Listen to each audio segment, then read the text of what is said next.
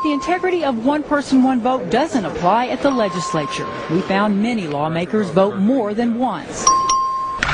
Take a look. Riddle votes, turns around, votes again for State Rep Kemple. Rewind. And watch the men on the screen. Elkins goes to vote for Merritt, but Hancock is faster. Elkins heads back to his desk, but before he can vote, Joe Crabb turns around and beats him to it. There is so much going on during the vote on the HPV vaccine mandate, you really have to pay attention. Start with State Rep Hamilton at his desk. He leans over to vote a second time for his desk mate Dan Branch, then reaches back to vote for Charlie Howard and casts a fourth vote for Wayne Smith. He's not the only one scrambling to vote. Rewind the video and take a look at the top of the screen. State Reps West and Phillips both lean over to vote for themselves and their desk mates. Phillips votes a third time for Christian. On the left, Donna Howard votes for State Rep Vo. State Representative Dunham didn't have to leave his chair to cast 4 votes. One for himself, then for Coleman, Martinez Fisher, and then Veazey. Sometimes the voting is across party lines.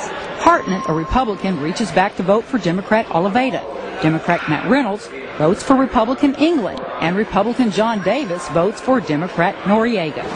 Most voters have no way of knowing if their lawmakers are actually casting their own vote.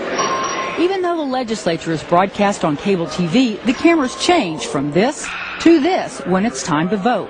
But if you're sitting on the third floor gallery, I certainly noticed that there appear to be far more votes on the tick board than there were people in the room. Arnie and Laurel Weiss were baffled when they came to see the legislature in action. It seems very inappropriate, and they should do something about it. Yeah, definitely. State Rep Debbie Reynolds says voting for other members is done out of necessity. We have a lot of votes. We have a lot of amendments. And there's times when we don't break for lunch and we don't break for dinner. We don't have bathroom breaks. Necessity or not, one thing is clear. They aren't supposed to be doing it. According to the official House rules, written, voted, and approved by lawmakers at the beginning of the session, any member found guilty by the House of knowingly voting for another member on the voting machine shall be subject to discipline deemed appropriate by the House. Clerk, bring the bill to record. So, should lawmakers do it? Well, there's no question. At face value, it seems a blatant affront to their own rules.